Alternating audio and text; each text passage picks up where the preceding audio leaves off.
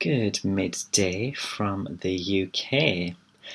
Hiya everyone and welcome to Hinny High. This is going to be a quick request video on Lilith Rising or Lilith Ascendant in the birth chart in your natal or personal astrology. And this request came about 6 months ago from XmelX. So thank you very much for your comment on my Lilith Rising, my Lilith through the Signs series video. So also, if you haven't watched that series, go and watch it, because if you're interested in Lilith through the 12 zodiacal signs, you can check that out. I already 6 months ago made 3 videos on that. Each video covers 4 signs, so check that out.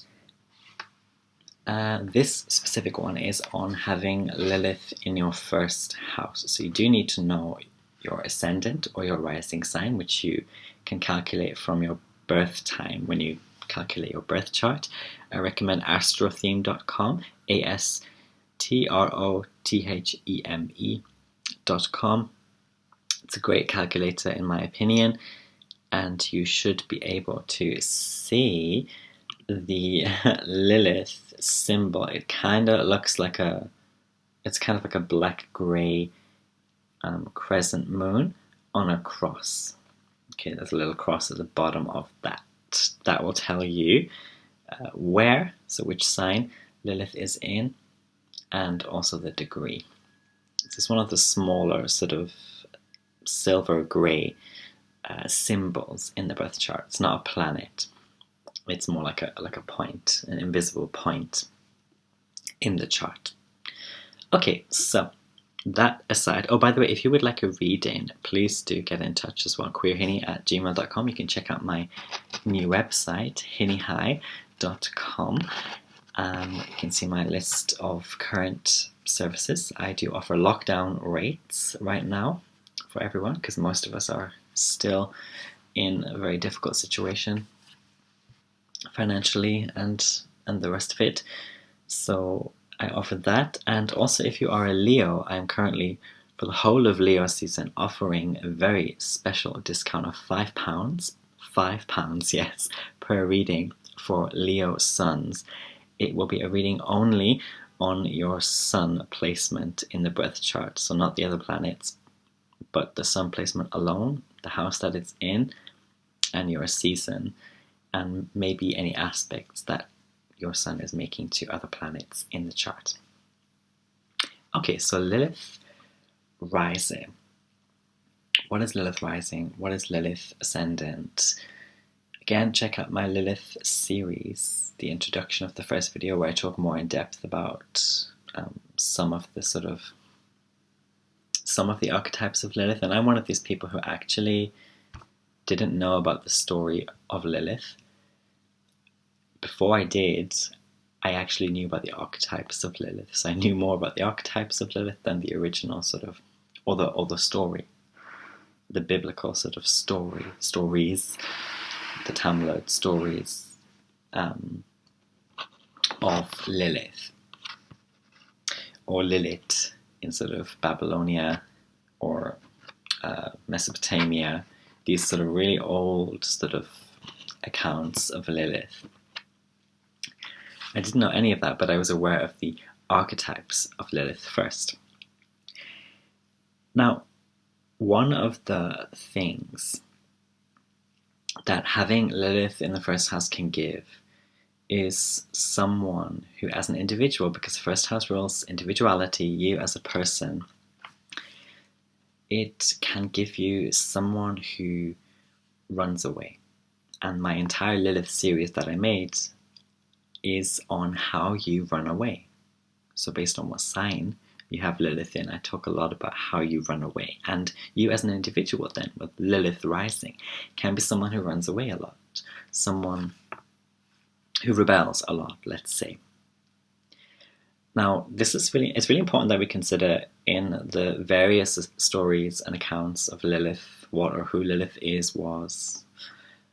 It's really important that we consider her not as evil, like purely evil, and dismiss her in that sense. That's like really wrong and inaccurate in my view, in my interpretation. There is a reason that we all have Lilith placement, and like any placement or planet in the chart, it's never all roses and it's never all doom and gloom. We are supposed to choose the right side of each planet or each placement's powers. We're supposed to take responsibility for its effects on us and for the things that it might introduce to us. And Lilith is just the same.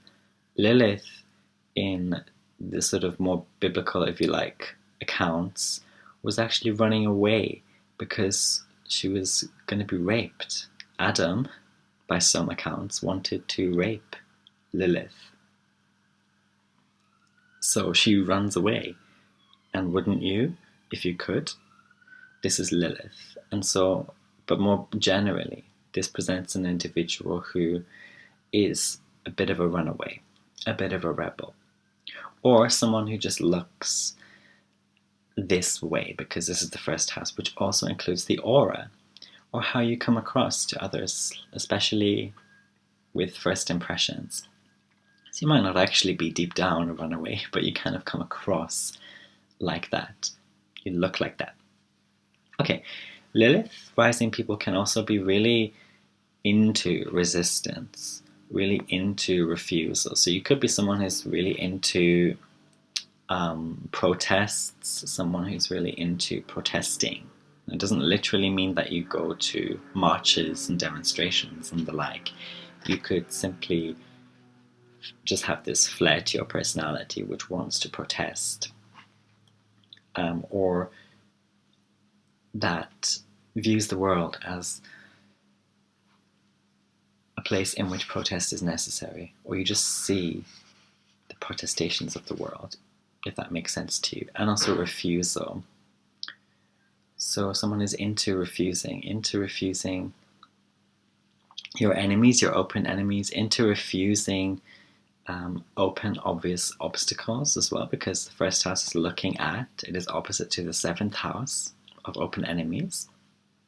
You could even be someone who's really into refusing your committed partner in some sense, or resisting your committed partner. Committed partners being a 7th house thing. You might also come across with this placement with Lilith rising as a dark horse somehow to people. There might be this almost like or similar to having Scorpio rising or Pluto rising. There is some sort of dark, mystical, attractive energy to your aura or aspect to your aura.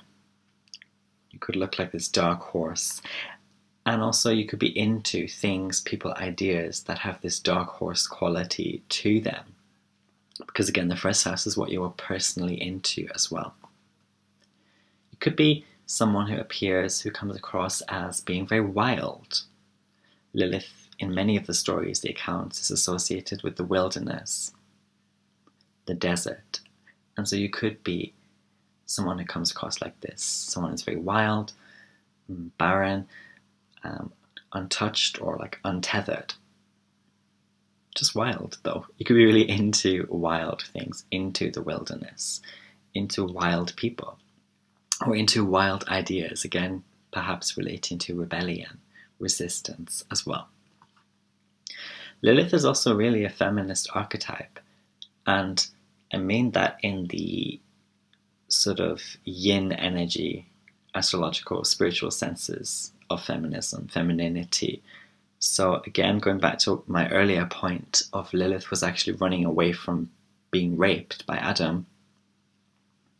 Lilith exposes the true darkness and the true danger and the true damage of Adam, or of the archetype of the man, sometimes the archetype of masculinity, sometimes dominance. And Lilith really is a representation of the necessity to resist that, the necessity to stand up for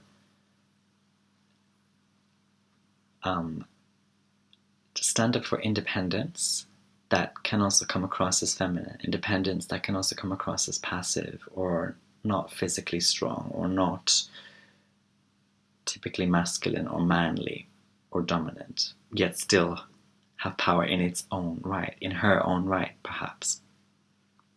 So it's really that you could come across like a very feminine and powerful person, feminine and independent person, femininely receiving and powerful person, someone who might be very inviting, independently inviting, or seem to be independently inviting a wild time, a good time, shall we say. That can be what this person has if they have Lilith in the first house. The owl is also often associated with Lilith, or it's an archetype of Lilith, or any sort of nighttime bird or bird that you might associate with the darkness. So that's something you might like to keep in mind, or you might be really into, or it might pay for you to get more into owls and similar archetypes. And Lilith Rising people could also really see death and see omens, see these things in the world and in the open enemies as well, or in the committed partners that they come across, that they have. That can be something really significant, because owls, this archetype of the owl, is often considered an omen of death, or an omen of knowing of ends, and the sort of darkness or the other side of time. So if that resonates with you, that could be it. Or you could come across to some people as owly somehow, or like a night owl, basically. Someone who is more alluring at night or in the darkness, in the shadow. Lilith Rising people might also put into their attire, their actual physical looks, a lot of black, really dark colours, red as well. This might also be in their features, their physical, biological features. I would say though that you need to look at the rest of your first house, because the sign and any planets in the first house can colour this differently. They can maybe dilute this, make it lighter, they can intensify it. So take a look at that as well. And also consider your moon sign, because I've said before on my channel, I think that the moon sign also, regardless of whether or not it's in our first house, our moon sign does influence the kind of clothes, the kind of accessories that we find comfortable, that make us comfortable. And so that might also be what is participating in how you come across physically, how you come across fashionably, and all that sort of literal first house jazz. Lilith, in some stories that I found, is associated with the tree as well. But I want to say like wild trees, or trees of the wilderness. And Lilith was said in some stories to live in a tree, and what actually happened by some accounts was that someone came along and decided, no, you're evil, you need to get out this tree, I'm going to destroy this tree, or I'm going to chase you out of your home, out of this tree. And so these individuals with this placement might personally be like chased to the outskirts a lot of the time, or they might be pushed into the wilderness, into the wild, whether literally or metaphorically, spiritually speaking. So there's a sense of them being demonized again. So Lilith is often a demonized placement. You can search different Lilith videos here, and lots of astrologers do err more, is that the right word? Even more to the side of demonizing or really negating this placement. Now, I'm not saying it can't go into the negative. It absolutely can, just like Mars can, just like the Sun can, just like Jupiter can, and so on. But I do think she is a really overly negated and demonized archetype, and it's no wonder, because a lot of this archetype has biblical origins, has religious origins, and of course a lot of, I don't want to get into religion, but a lot of people who really depend on the Bible, shall we say, they are very big on subverting the feminine, subverting feminine energy, subverting literal women. They're very big on that. They're very big on demonizing things that diverge, for example, from marriage, that diverge from the gender binary, that diverge from lots of different things. And so it's no wonder that in astrology as well, Black Lilith, the Lilith placement, has become very demonized, negated, and I would say misunderstood. And so trees might be something you're into. That's something possible. But like as a sense of, ooh, when I look at this tree, or when I see trees, when I'm around trees, I'm really into them because they provide some sort of security, some sort of sanctuary for me, especially if, again, there is this wilderness, or there is this serenity even found in being in some kind of solitude with trees. You might like, just kind of similar to Virgos or Virgoan people, Virgo heavy people, they can really benefit from just sitting next to trees, just like doing something with your back against the tree trunk, or being in a forest, or moving somewhere where you can see lots of trees, whatever the case might be. It's kind of like Virgoan as well. You know, the Virgoan archetypes share some similarities with Lilith archetypes. The maiden, for example, the ousted keeper of the light, the hermit, and so on. So you can see some crossover there. So especially if you're Virgo rising and you have Lilith in the first house, trees might be even more significant for you somehow.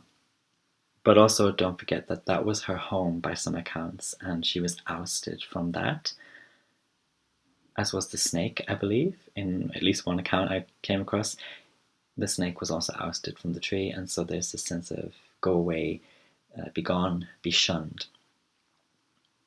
And the final point then is that Lilith as a placement is not to be demonic. It's not demonic, it is demonized. That's the thing. That's the nuance here. And so people with this placement as individuals can often be demonized by others, can easily be demonized. People just might see you, for example, as a slut.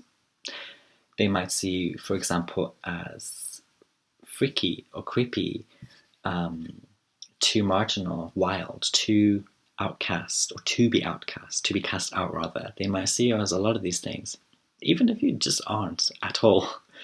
It is a lot to do with aura again, so it could be how you come across. And be careful that you don't self-prophesize when you react to this. Be careful that you don't go to the darker side of Lilith and just decide, fine, fuck it, frig it. Pardon my language, frig it. I'm gonna just get up and go and be in the wilderness and be 100% reckless. Do be careful that you don't veer that way. Too much, at least. So yeah, to sum up, to finalize this placement, these individuals are not demonic or dark, but they are demonized. So you may well have that sort of struggle. Again, depending on your entire birth chart and also what is in your first house, this might be softened, eased, or even more intensified or complicated. So please take that into account. If you would like a reading with me to go through your specific individual Lilith placement in depth, please get in touch. But let's look at some people and places that have this Lilith rising or Lilith ascendant. Billie Eilish, she has this placement in Pisces, and it's actually conjunct her ascendant. And I mean, just look at her, just watch her interviews, just listen to her music, read her lyrics. I mean, come on, very Lilith stuff through and through.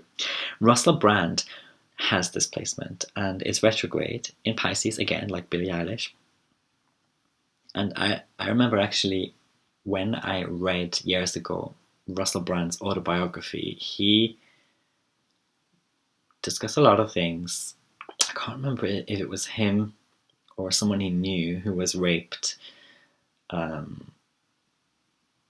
there's just a discussion of that. And I think it was not him, but someone he knew. I might be wrong. It was really a long time ago when I read it. But these people might see also the subjugation of others. They can just see it. They see that in the world. Even if it's not happening to them, they just see it. And it kind of goes back a little bit to Scorpio rising, Pluto rising, and similarities crossover with those placements. RuPaul has this placement, again retrograde, and for RuPaul in Cancer. J.R.R. Tolkien has this placement in Virgo, and Patti Smith, one of my favourite poets, I've got two of her anthologies here actually, she has it in Capricorn. She's actually a Sag rising, but she does have Lilith in Capricorn in the first house as well. And Rosa Parks, I mean, if you ever needed astrology to be confirmed, Rosa friggin' Parks has Lilith rising, had Lilith rising in Aquarius. I mean, Rosa friggin' Parks is a Lilith rising, so there you go. Amsterdam has this placement. It's really funny because I mentioned Amsterdam yesterday in my Jupiter in Pisces video. Amsterdam has, if I remember correctly, has Jupiter in the second house in Pisces, and Amsterdam also has Lilith retrograde in Aquarius. So Amsterdam, Netherlands, Holland, Lilith retrograde in Aquarius. Pretty cool. Nazi Germany. So when Nazi Germany was founded, officially, Lilith was retrograde in Gemini. Peru, the modern country Peru, has this in Scorpio. The city of Edinburgh in Scotland has it retrograde in Aquarius. And Minneapolis, or so-called Minneapolis in Minnesota, has this placement in Libra. And that's very, very interesting, especially when considering recent events and the protests and the power of protest. Very, very cool, astrologically speaking. And finally, Catherine Tate, one of my favourite comedians, retrograde, and exactly on her ascendant in Taurus, exactly there. So that's pretty cool. If you know Catherine Tate, yeah, you can look her up as well. She's on YouTube, a lot of her stuff. But yeah, that will be that for this little video. I hope it helped, was of interest, Mel, and anyone else with this placement. If you have Lilith in the first house, do comment below. I'd love to hear your take. I don't have this placement. I have Lilith in the 5th house. So in some ways I can relate because we both have it in fire houses. So we are trying, but the 1st house and 5th house are quite different as well. So I'd love to hear your own take if you actually have this placement, or if you know someone who has this placement. Alrighty, have a lovely Tuesday do day, and I'll see you in the next video. Love yous. Mwah. Stay safe and well as well.